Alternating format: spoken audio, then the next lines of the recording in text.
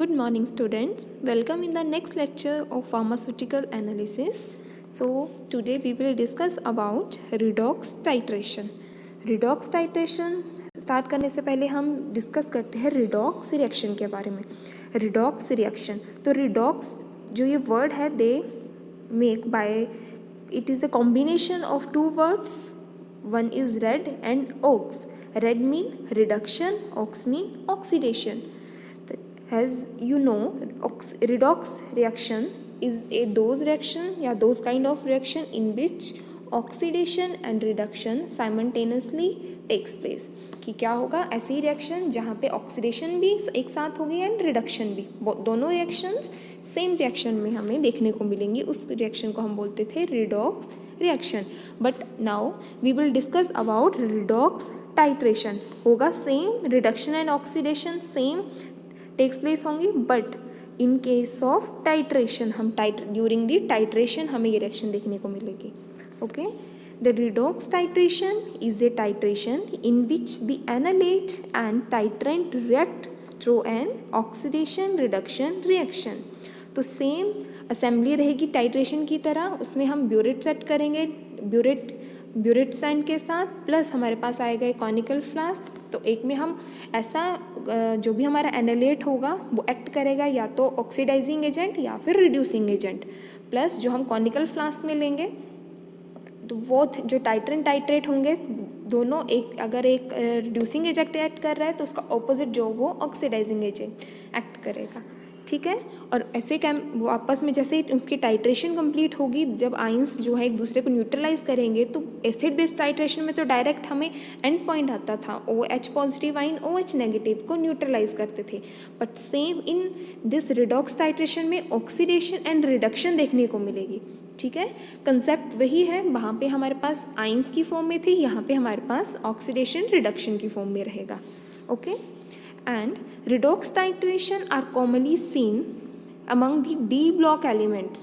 तो मेनली हमें ये D block elements में देखने को मिलती है. For example chromium, manganese, ferrous, copper, nickel, cobalt, zinc, silver, cadmium, mercury etcetera. ये सारे एग्जाम्पल हैं आपके D block elements के.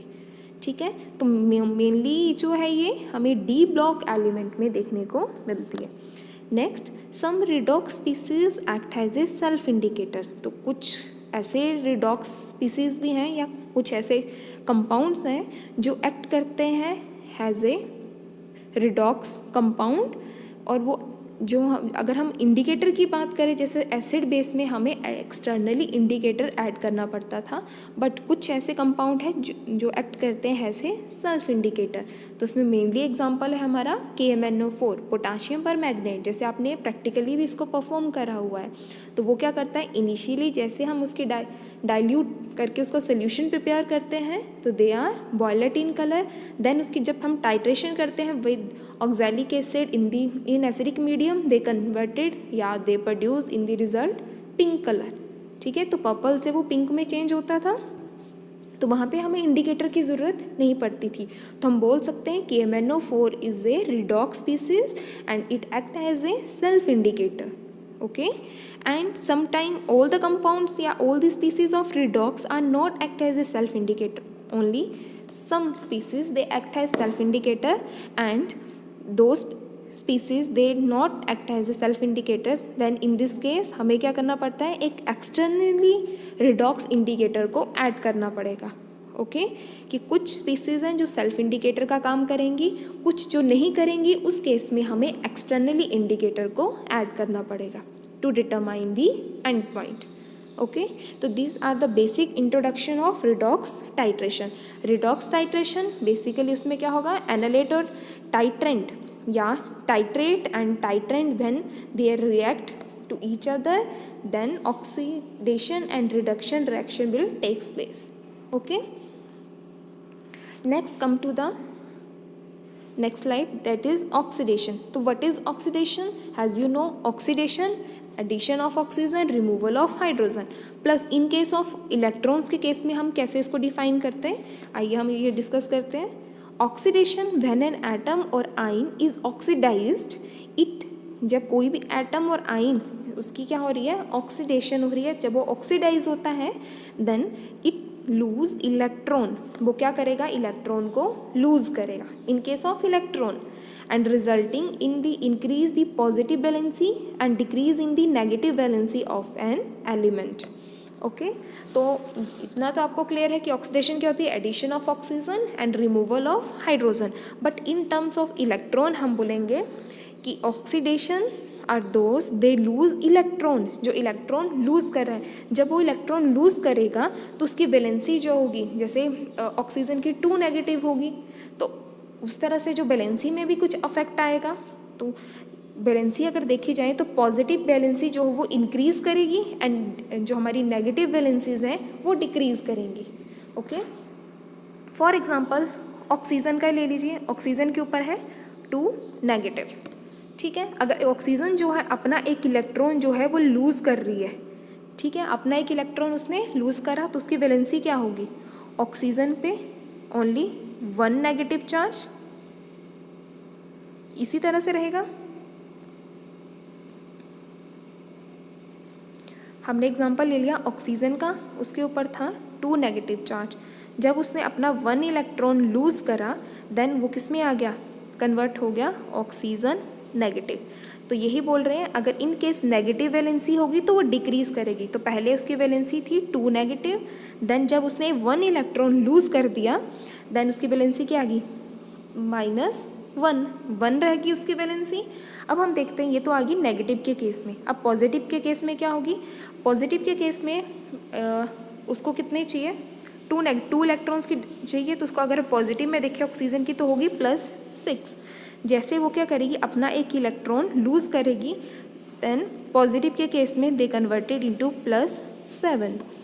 ओके, या फिर एक और एग्जांपल के साथ देखते हैं।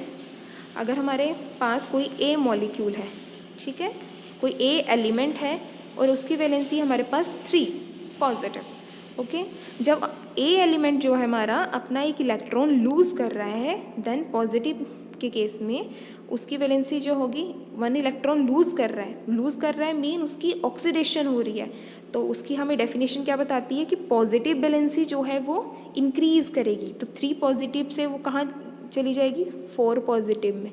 Okay, and in case of negative valency होगी, अगर मान लीजिए ए है, उसको हम रिप्रेजेंट कर रहे हैं 2 नेगेटिव से, और उसने क्या करा, अपना एक इलेक्ट्रॉन लूज करा।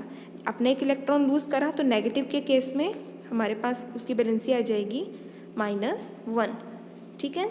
तो 2 नेगेटिव का मतलब क्या है, इसके पास 2 इलेक्ट्रॉन्स ज़्यादा हैं। और अगर सेम हम इसको लिखते पॉजिटिव के केस में 2 पॉजिटिव मीन्स इसके पास 2 इलेक्ट्रॉन कम होंगे। अगर ये एक इलेक्ट्रॉन और किसी को लूज़ कर देता या किसी को डोनेट कर देता तब इसकी वैलेंसी क्या रहती, A3 पॉजिटिव, ठीक है। मतलब 2 तो पहले ही कम थे, अब एक और उसने दे दिया तो 3 की कमी होगी, इसलिए 3 पॉजिटिव। 2 नेगेटिव में से उसने एक दे दिया तो उसके पास रिमेन रहा 1 नेगेटिव। 2 नेगेटिव का मतलब है उसके पास 2 इलेक्ट्रॉन ज़्यादा थे। ओके, एंड 2 पॉजिटिव का मतलब है कि उसके पास ऑलरेडी 2 इलेक्ट्रॉन की डेफिशिएंसी थी, अब उसने एक और लूज़ कर दिया तो उसके पास वैल्यू जो है वो इंक्रीज़ कर जाएगी, 3 पॉजिटिव, 2 पॉजिटिव से 3 पॉजिटिव। ओके, आई होप अब क्लियर हो गया हो कि जब ऑक्सीडेशन स्टेट जो है, अगर हम बैलेंसी देखें तो वो क्या होगी, पॉजिटिव की इंक्रीज़ करेगी और नेगेटिव की डिक्रीज़ करेगी in case of oxidation. Okay, अब हम इसके कुछ एग्जांपल्स कर रहे हैं on the basis of their definition. Oxidation, addition of oxygen. For example sulphur dioxide में हमने O की एडिशन करवाई, they form SO3। Second example removal of hydrogen, जैसे कि हमें क्लियर है बेसिक ऑक्सीडेशन की डेफिनेशन से, addition of oxygen, removal of hydrogen. Then removal of hydrogen में क्या करेंगे, हमारे पास है H2S हाइड्रोजन सल्फाइड, देन उसमें एडिशन करवा रहे हैं हम ऑक्सीजन की, वहाँ से क्या होगा, ऑक्सीजन ऐड होगी and in the form and H2 molecule वहाँ से लिबरेट होगा और वो दोनों मिलके बना देंगे वाटर, हमारे पास जो है सल्फर जो है रिमेन रहेगा। थर्ड एग्जांपल ले लिया है यहाँ पे लॉस ऑफ इलेक्ट्रॉन, जो हमारी डेफिनेशन को डिफाइन कर रहे हैं, ठीक है। Loss of electron from a species, यहाँ पे क्या है F। फेरस का एग्जांपल है Fe2 पॉजिटिव, इलेक्ट्रॉन लूज कर रही है, किस में कन्वर्ट होगी, Fe3 पॉजिटिव। अब पॉजिटिव ली है यहाँ पे, ठीक है, Fe2 पॉजिटिव, एक इलेक्ट्रॉन उन्होंने लूज करा फेरिक ने, देन दे कन्वर्टिंग फेरस ने, they converted into ferric phone Fe3 positive.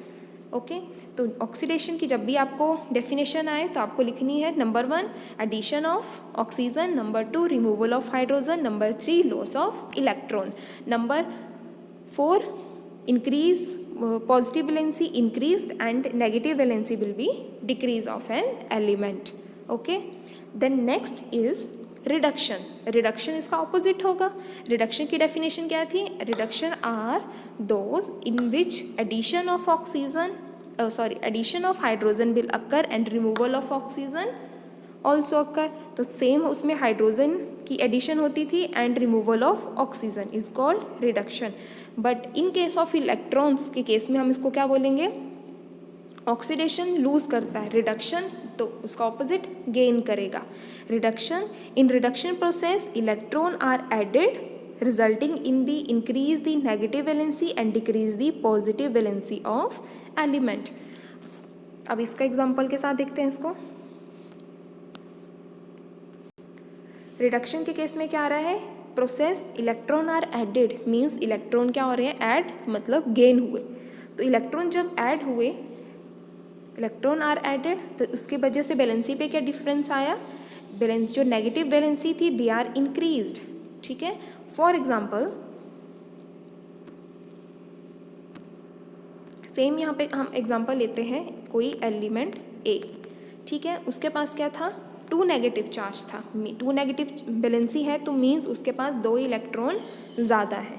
अब हमने इसमें ऐड करवा दिया 1 और इलेक्ट्रॉन, उसने क्या करा, गेन करा 1 इलेक्ट्रॉन, देन उसकी वैलेंसी क्या हो जाएगी, चेंज, A3 नेगेटिव, क्योंकि ऑलरेडी 2 ज़्यादा थे, एक और ऐड हो गया तो वैलेंसी कितनी होगी, 3 नेगेटिव। ओके, तो हम बोल सकते हैं कि नेगेटिव की वैलेंसी इंक्रीज करेगी। अब पॉजिटिव के केस में देखते हैं, सेम कोई एलिमेंट है, फॉर एग्जांपल ए, उसकी वैलेंसी थी 2 पॉजिटिव, ठीक है, 2 पॉजिटिव उसकी वैलेंसी है, मीन इसके पास 2 इलेक्ट्रॉन की डेफिशिएंसी है। जब 2 इलेक्ट्रॉन की डेफिशिएंसी है तो हमने क्या करा, 1 इलेक्ट्रॉन गेन करा। जैसे ही 1 इलेक्ट्रॉन गेन करा वहाँ पे क्या हुआ, 1 गेन हो गया, 2 की कमी थी, ठीक है, 2 की डेफिशिएंसी थी, 1 ऐड हो गया, 1 मिल गया, तो रिमेन कितना रहा, 1, तो उसके ऊपर चार्ज क्या आएगा, 1 पॉजिटिव। ओके, तो हम बोल सकते हैं कि पॉजिटिव के केस में जो हमारी बैलेंसी है दे विल बी डिक्रीज। तो पहले 2 पॉजिटिव थी, अब 1 पॉजिटिव आ गई, तो बैलेंसी क्या हुई, 2 बड़ा हुआ तो हमारी क्या हुई, कम।